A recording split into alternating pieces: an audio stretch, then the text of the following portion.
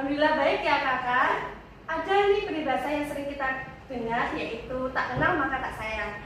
So ya, kita kenalan dulu. Untuk saya, Citra Dewi Triana, mahasiswa Universitas Jember dengan prodi ketiga keperawatan, dan saya tidak sendiri di sini. Saya ditemani oleh rekan saya, yaitu Hai, nama saya Faisal sebagai co-host di sini. baik. Topik yang akan kita bahas pada podcast kali ini yaitu tentang agroindustri. Agroindustri ini merupakan ruang lingkup dari agro nursing.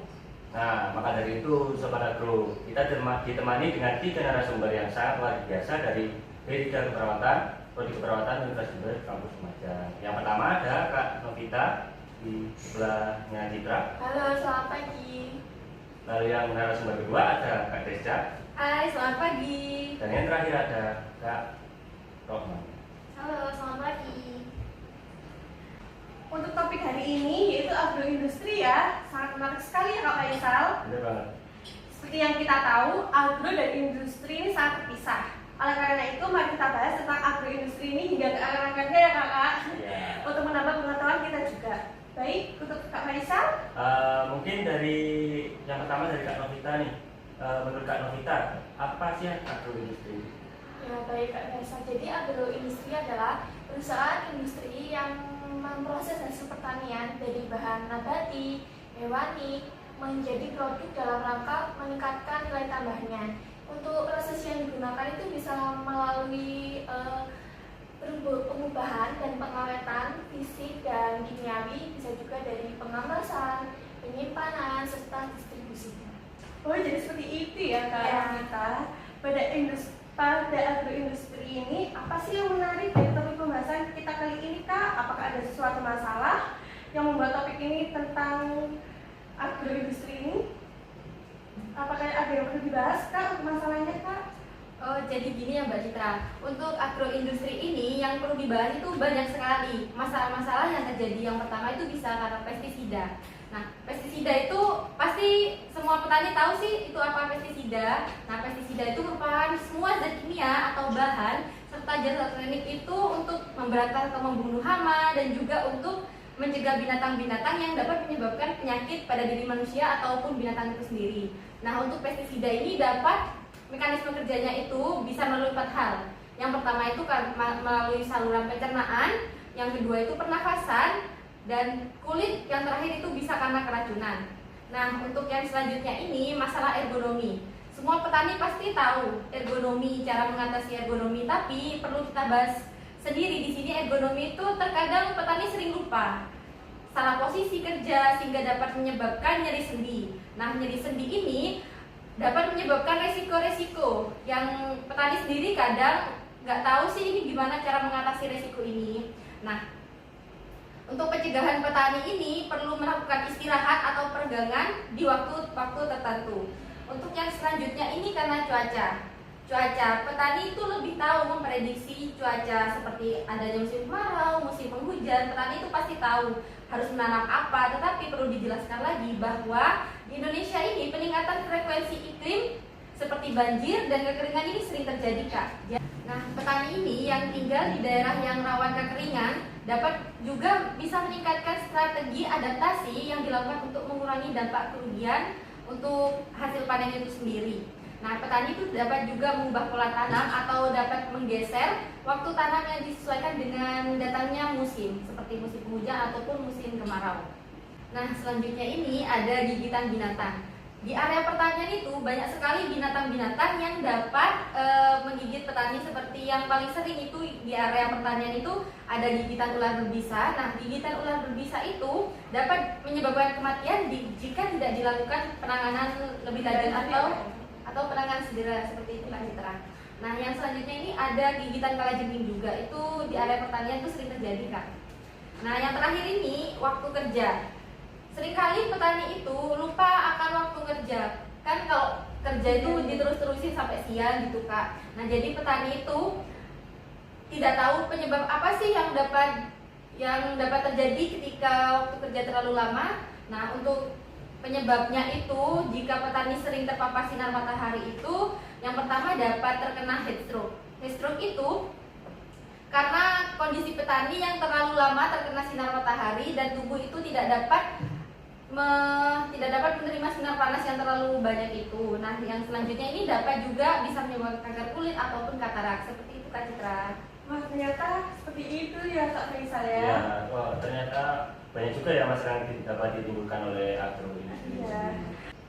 Nah, dari penjelasan Mbak Desda sudah kita mengetahui apa masalahnya. Yang pertama ada masalah di pestisida, ada masalah di ekonomi, ada masalah di cuaca, lalu ada gigitan serangga, dan ada masalah waktu kerja. Nah, untuk solusinya dari pestisida dan gigitan binatang ini bisa kita minimalisir dengan menggunakan APD. Nah, APD itu alat pelindung diri, di mana alat pelindung diri ini terdiri dari topi, masker, sarung tangan, dan menggunakan sepatu boots. Nah, untuk solusi dari ergonomi dan waktu kerja ini, kebanyakan para petani ketika sudah beraktivitas di ladang itu lupa waktu. Nah, maka dari itu kita bisa meminimalisir dengan istirahat yang cukup, lalu kita meminimalisir dengan waktu kerja kurang lebih 6-8 jam. Nah, untuk cuaca, kebanyakan petani kan sudah melihat apakah cuaca ini cerah, mendung. Nah, maka dari itu petani diharapkan dapat meminimalisir itu ketika cuaca mendung, segeralah pulang agar terhindar dari berbagai bahaya seperti itu. Wah, ternyata seperti itu ya Kak Faisal. Ya. Untuk topik yang sangat menarik ini, pastinya tentu tidak kita saja yang penasaran Kak Faisal. Tentunya Sobat Agro juga ini penasaran ya, apa sih tentang masalah-masalah agroindustri tadi sudah dijelaskan oleh Kak Nagita, Kak Desda, dan juga Kak Romania. Untuk kakak-kakak ini apakah ada yang ditanyakan? Silakan kalau ada yang ditanyakan. Saya Kak. Boleh Kak Sylvie ya? Iya. Iya. Iya. Saya mau tanya, kan biasanya petani desa ini kebanyakan sering mengabaikan penggunaan APD ya. Nah, bagaimana sih menurut narasumber cara kita menjelaskan agar petani itu tahu bahwa penggunaan APD ini sangat penting bagi kesehatan mereka? Baik, sangat luar biasa sekali ya pertanyaannya Kak Sylvie. Untuk anak-anak narasumber ini, apakah bisa langsung dijawab untuk pertanyaannya Kak Sylvie? Ya bisa Kak. Baik Kak Sylvie, dari pertanyaan tadi kita bisa melakukan promosi seperti penyuluhan kepada petani dan bekerja sama juga dengan perangkat desa. Tetapi kita juga bisa melakukan promosi melalui media sosial Kak. Media sosial seperti dengan menggunakan poster, video edukasi, serta tentang pentingnya penggunaan APD itu Kak. Baik, gimana Kak Sylvie, apakah bisa mengerti untuk penggunaan APD itu bisa melalui pembuatan video dan juga poster juga gitu. Baik Kak. Nah, mungkin dari penjelasan yang telah dijelaskan dari Kak Novita terkait penggunaan APD, dari Sobat Agro sendiri apa ada yang masih ingin ditambahkan? Tidak ada. Baik, tidak ada Kak Baik, Faisal. apabila tidak ada, mungkin dari Sobat Agro sendiri ada yang ingin ditanyakan lagi terkait agroindustri. Saya Kak. Ya, itu saja. Saya tadi sangat penasaran tentang ekonomi ya Kak ya. Ekonomi itu kan ada posisi yang tidak tepat ya Kak ya. Nah, kita kan sebagai mahasiswa ya Kak ya, itu peran apa yang bisa kita lakukan untuk mengatasi masalah tersebut Kak? Baik, terima kasih pertanyaannya. Mungkin bisa dijawab oleh narasumber. Baik, terima kasih Mbak Hedi atas pertanyaannya, bagus sekali ya. Kan sebagai mahasiswa itu kita dapat memberikan pendidikan dan pelatihan bagi petani itu tersendiri. Nah, pendidikan dan pelatihan ini dapat memberikan keselamatan kerja bagi petani dan juga dapat membantu untuk meningkatkan kesadaran mereka pentingnya untuk menjaga postur tubuh dengan baik dan benar. Nah, pelatihan ini cukup menggunakan teknik-teknik untuk mengurangi tekanan tubuh seperti meluruskan punggung ataupun mengangkat barang dengan benar seperti itu. Nah, dan juga dalam petani itu harus yang ergonomis yang sesuai dengan postur tubuh petani itu untuk mengurangi tekanan pada tangan dan pergelangan tangan. Seperti itu Mbak Neni. Wah, baik. Untuk pertanyaannya sangat bagus sekali. Untuk Mbak Eni, apakah bisa ada saran? Tidak ada. Baik, tidak ada ya Kak. Untuk yang lain, apakah ada yang ditanyakan? Saya Kak. Baik, Kak Novita, silakan. Petani kan biasanya kebanyakan minim pengetahuan tentang gigitan serangga. Biasanya petani jika terkena terkena gigitan serangga seperti ular, biasanya kan membisak lukanya tersebut. Nah, menurut narasumber nih, bagaimana cara penanganan pertama jika terkena gigitan ular? Baik, terima kasih, sangat bagus sekali ya pertanyaannya. Untuk narasumber silakan dijawab. Baik, terima kasih Mbak Rofika atas pertanyaannya yang luar biasa sekali. Mungkin jika petani terkena gigitan serangga atau ular, bisa melakukan beberapa hal seperti yang pertama, istirahat dan meminimalisir gerakan. Setelah terkena gigitan ular, coba tenang dan segera cari tempat peristirahatan. Nah, usahakan ini tidak banyak melakukan gerakan untuk meminimalisir laju penyebaran bisa semakin cepat. Lalu yang kedua, posisikan area gigitan lebih rendah. Nah, saat istirahat, pertanyaannya mungkin beberapa hal yang bisa dilakukan petani jika terkena gigitan serangga atau ular. Yang pertama, istirahat dan minimalisir gerakan. Setelah terjadi gigitan ular, coba untuk tenang dan cari tempat peristirahatan. Nah, usahakan tidak banyak bergerak untuk meminimalisir laju penyebaran bisa ke area tubuh. Lalu yang kedua, posisikan area gigitan lebih rendah.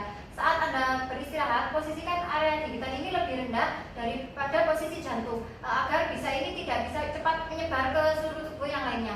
Lalu yang ketiga itu, longgarkan pakaian. Hindari tekanan pada area gigitan, misalnya akibat penggunaan biasanya kan petani kebanyakan itu ketika setelah terjadi gigitan itu diikat seperti itu. Nah, itu lebih baik tidak disarankan ya. Yang untuk yang selanjutnya itu bersihkan luka gigitan. Bersihkan luka gigitan ini menggunakan air dan sabun untuk mencegah infeksi pada kulit. Tidak disarankan juga menggunakan alkohol dan juga tidak disarankan untuk menggosok bagian gigitan ini dengan zat kimia maupun mengompres dengan air panas atau air es. Lalu yang kelima ini menutup bagian luka. Setelah bagian luar gigitan ular ini dibersihkan, yang kelima yaitu menutup bagian luka. Setelah bagian luar dibersihkan, tutup bagian luka ini menggunakan kain atau perban. Yang keenam, menghindari untuk menyedot bisa. Nah, kebanyakan kan petani menyedot bisanya ya setelah gigitan ular. Nah, itu hindari untuk menyayat luka agar bisa keluar bersama. Iya. Yang keenam, hindari menyedot bisa ular atau menyayat luka agar bisa keluar bersama darah. Hal ini itu justru dapat mengakibatkan resiko perdarahan. Nah, dalam perawatan medis, korban gigitan ular ini biasanya mendapatkan antivenom guna menetralkan pengaruh racun. Nah, ini tuh biasanya kita dapatkan setelah korban ini dibawa ke rumah sakit atau klinik terdekat seperti itu. Baik, terima kasih untuk jawabannya yang sangat luar biasa sekali. Untuk Mbak Rafika gimana? Baik, Kak, sudah paham. Untuk sobat agro yang lain, apakah ada yang ditanyakan? Saya, Kak. Baik, Kak Lilis ya. Iya. Silakan. Saya menyinggung tentang pemakaian APD tadi. Kan petani tidak mungkin memiliki APD lengkap, Kak. Gimana kalau memakai APD tadi seperti masker? Petani kan umumnya memakai kain, itu gimana, Kak? Baik, terima kasih ya. Untuk narasumber, apakah bisa langsung dijawab? Bisa, Kak. Gimana nih teman-teman, kan sering ya dengar kalau petani itu kalau masker itu kan sulit, biasanya di desa itu kan harus turun dulu ke kota baru bisa dapat masker gitu. Kan kita kalau pakai kain itu gimana, bisa kan ya? Untuk minimalisir sih bisa, tapi lebih baik menggunakan masker. Kalau kacamata itu, Kak, diganti pakai kacamata yang biasa itu nggak apa-apa? Oh, nggak apa-apa, kan kacamata itu untuk melindungi mata kan dari semprotan pestisida. Bisa pakai kacamata itu, Kak. Meskipun tidak seperti kacamata yang ditampilkan kayak di TV-TV itu APD nggak apa-apa, kacamata biasa nggak apa-apa. Untuk penggunaan sarung tangan, kebanyakan mungkin petani sudah memiliki ya. Jadi sarung tangan itu bisa digunakan sih. Baik, gimana Kak? Iya, Kak. Baik, gimana nih teman-teman dengan topik pembahasan kali ini sungguh sangat menarik, bukan? Terima kasih kepada tiga narasumber, untuk Kak Rafika, Kak Desa, dan Kak Amania yang sudah menjelaskan tentang agroindustri kali ini. Baik, mungkin sampai sini saja pembahasan topik podcast kita kali ini ya Kak Faisal. Ya. Saya Citra Dewi Triana dan Dan saya Faisal Akbar. undur diri. Dan sampai jumpa di podcast selanjutnya. Bye.